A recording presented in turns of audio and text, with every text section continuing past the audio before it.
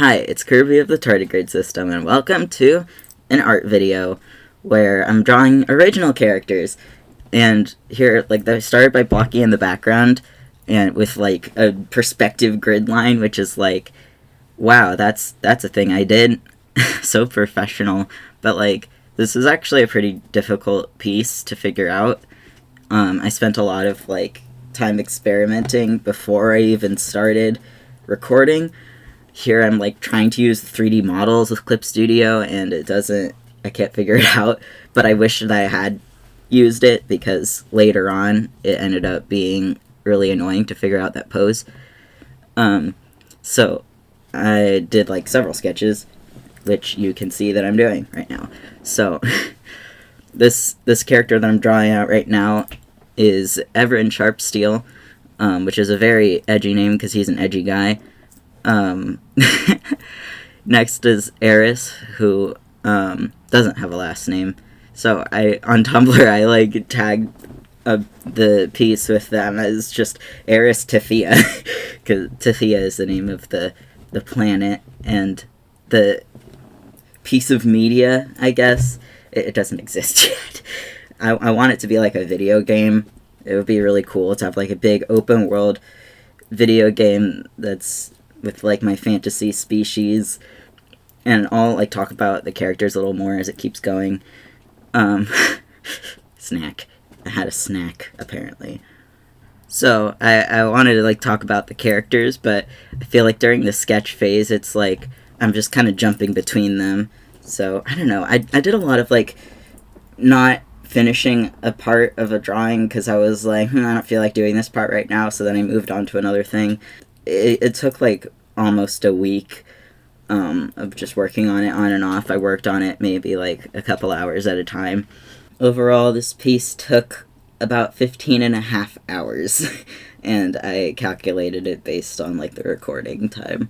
Lately, I've been kind of struggling with money, so I'm hoping that posting more art will help me get more, for lack of a better word, views, so that I can maybe get more commissions. So, my commission info is going to be in the description and all that if you want to help me out. But also, I want to be posting more fan art too, because I do love making art, but it's just not as easy as it used to be, because when I was a kid, I would do art to escape school, but now I don't have to go to school, so art is the only thing I have that's work. Also, here's Vivi, the skeleton. Yes, I know the name is intentionally ironic. She has a really fun backstory that I haven't fully fleshed out, but basically her creator wanted a mindless undead servant, but messed up the spell and made her sentient. So he kind of just went, okay, go do something, I guess, if you want. I don't know. He's I don't have time to parent this skeleton. This is B a Raymar. B the animal. And fun fact about them is that my voice claim for them is Brian David Gilbert. I don't know why that sticks in my mind as a thing that I care about them. I just really imagine them sounding like Brian David Gilbert. I just think it is appropriate. And they play harmonica. Also, sorry about my chair squeaking. I probably could help it, but making a voiceover is already hard enough. I don't want to worry about my squeaky chair, too. I don't know, I'll probably, get better at it over time. Right now, the way I'm recording is just talking into my computer with no script, and, cutting out the parts that aren't good enough, and you know what, whatever. Oh, here I do a fun thing where I just make a special brush to draw the details on their coat, because it's easier than drawing it out normally. This is a thing I love to do in Clip Studio, and it's one of the things that makes me really recommend the program, is just how much freedom you have over your brushes. Although I am very displeased at how they're kind of switching into a subscription model where you now have to pay for updates, although I think you can still buy the full program. I could actually be buying the next upgraded version of Clip Studio now, but I don't think I will unless I see someone be hey, it's really, really good, look at all these features, and I look at the features and I go, oh yeah, actually I want that. but I don't know, it's really good as it is. I did recently get Procreate. I got an iPad specifically for art so that I can do art while on the go more, because my current drawing tablet is not very packable. Honestly, my laptop has started to function more as a desktop, and I kind of want a desktop PC, but then I wouldn't be able to move it at all, and it's like, I don't really have the money for that, or the space. But it's good enough for now, although it is worth noting that at the resolution I was drawing at here, the computer did not like me for it. Later on, as it gets like more layers and more details and all that, it starts crashing. And I recorded it and continued to record it and will not edit it out so that you can see my pain. Here I struggle to draw shoes. So for a long time I was always using my own brushes that I made for line art, but I've now switched to the Good Pen as recommended by Drawfee. It's called Good Pen, and it is a really good pen, and I've started to experiment more with varying my line weights, and I think it makes the drawing a lot more difficult to do, but it also looks really nice, so I have been leaning more into that. Lately I really have been finding that, like, my art has gotten slower because my standards are higher, and I'm trying harder to make good art. So there's little Kirby. I think my brother was in the room when I did that. I've really been working on improving my art and like experimenting a lot. So as I'm learning new things, I'm like learning faster than I'm actually like improving and getting the hang of it. So I'm always like trying new things that, or like doing new things that I recently learned and I'm not used to yet. So this piece took 15 and a half hours. I don't want to spend 15 and a half hours on a piece of this kind, you know? Like, I feel like I should be able to do it in more like 10. So I'm gonna keep practicing, and I really want to be able to make good art so that I can make money off of it, but also just I really want to make good art. That's like been my dream for many years, just to make good art. My original plan when I was 13 and I decided I wanted to be an artist was I want to create a perfect picture. I wanted to have like some big huge mural, a big like magnum opus that would like be remembered for a long time. Now I feel like Tethea is that project to me. It's like, this is going to be a huge thing that I develop over the course of my lifetime. I mean, the idea for Tethea came from a little comic I made when I was 11, and I think I actually still have it, although it is not in good shape. I think it would be fun to redraw it, even though it's completely not canon now. But I did start a webcomic when I was 15 called Karali, which is about the characters in that comic that I made when I was 11. And the webcomic is like on hiatus now, and I've changed some stuff, but the story is actually still canon. So I might go back to the webcomic at some point, but I don't know. I'm more interested in working on my Kirby webcomic, the Kirby Gajinka thing, which is a slightly newer project, but it has been more like consistent, I guess. And I have a lot of ideas about it, and I'm really, really passionate about it. But I really need to actually work on the comic, and I've been kind of just, like, stuck, I guess, because of, like, real-life stuff. But I've realized that I need to actually push myself to draw, because it's not going to just come naturally that, oh, I have free time, okay, I'm going to draw. Like, that has stopped coming naturally to me, even though it used to. So now I have to actually make myself draw.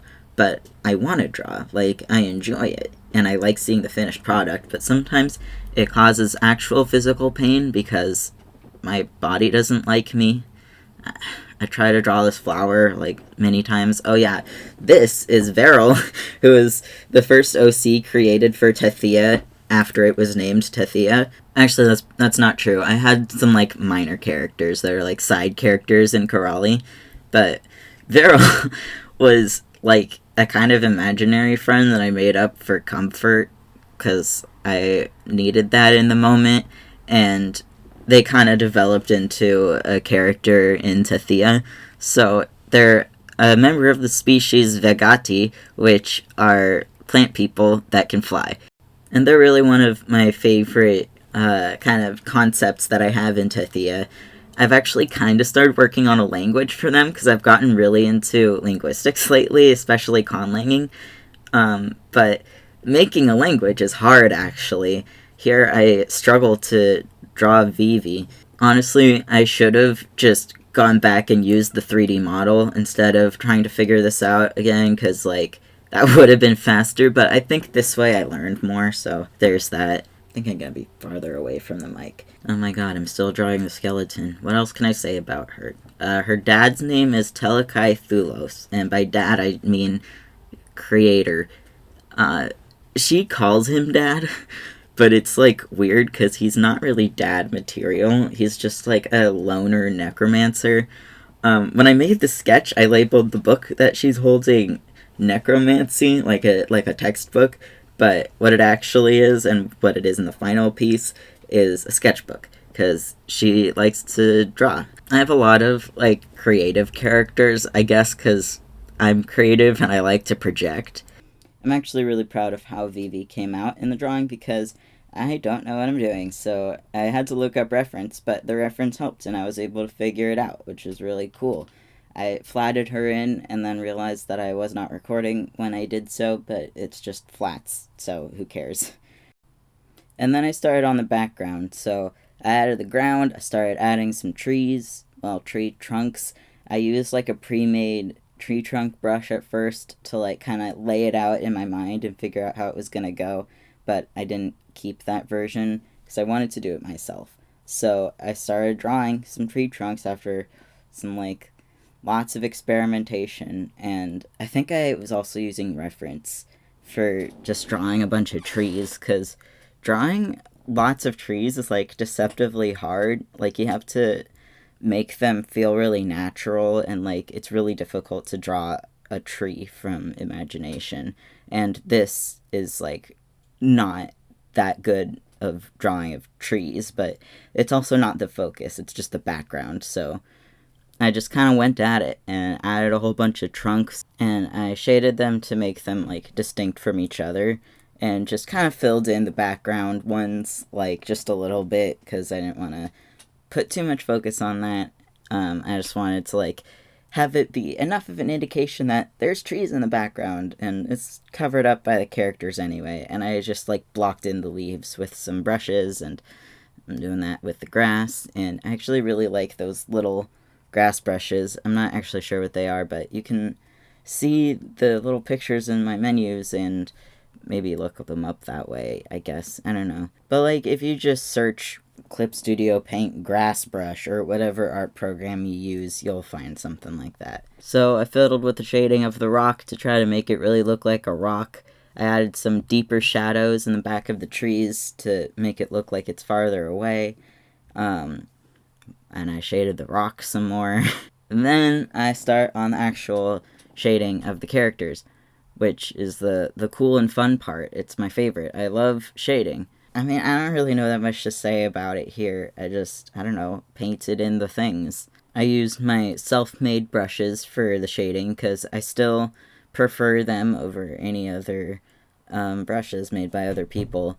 I think you can download them on like my DeviantArt, but I should probably make like a more accessible thing to download them from because I do like them and I would like to share them. We seem to have reached a point where I have very little more to say about the art itself, so we can talk about the characters and the world. So Tethea is a planet in some alternate universe galaxy place that's kind of like Earth, but there's magic, and there's different cultures. There's still humans, but there's also some other things like Vegati, and there's also Fugati, which are like mushroom people. And they have a really weird culture, but I haven't figured it out. I just know that it's going to be weird and based on how mushrooms actually go. Because fungi are like really interesting. I put a reference on screen for drawing the flowers. The art program crashed. I'm not going to try to pronounce the name of the flowers that Veril has, but they are a real flower, and apparently they represent like friendship and fortune and good stuff like that, I guess. I don't know. Veril is a very friend kind of person, kind of is the mom friend of the group, and like really makes sure to take care of everyone, but sometimes kind of neglects themselves. I should maybe mention their full name is Veryl Rivenis. Rivenis is just the name of the town that they're from, and they use he, they pronouns. Just about all Vegati are non-binary because they don't have biological sex. They're all like the same. So there isn't really a distinction, but sometimes they'll go by different pronouns if they feel like it. Assuming they speak a language where gendered pronouns are a thing, because the Vegati language doesn't. It has an animacy distinction, but it doesn't have gender. Animacy in this case refers to when a language has a grammatical distinction between things that are animate and inanimate, which is basically like alive or not alive in general. Being like a binary gender for a Vegati makes you trans. So I think one of the first Vegati characters I actually made was a trans guy. For Eris's hair, I wasn't sure what to do until I realized, wait, I have different brushes made by different people for drawing different things, and there was a curly hair brush, so I used the curly hair brush. And then the art program crashed again, but thankfully Clip Studio does like a recovery process to make it so that you don't lose anything. It like automatically saves. So I just kept going, and so about Eris. Okay, so Eris was a character that I made for a Pathfinder campaign, actually, but I never ended up playing it, which is what happens with most of the characters I make, to be honest, because not enough people I know can DM, because you gotta like have an idea for the campaign, and then you gotta actually run the campaign, and it's hard. I haven't gamed in like way too long. But Eris was supposed to be like a rogue and used like magic, but it's not like magic, it's just like magic tricks.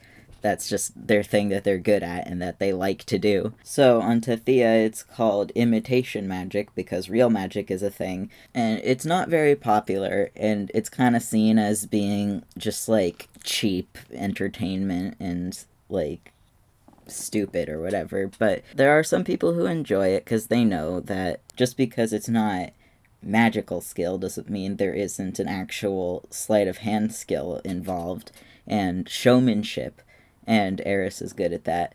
So I still don't have that much stuff about them. Still just they're just wandering, and this entire party is really made up of characters who don't really have like one place to be.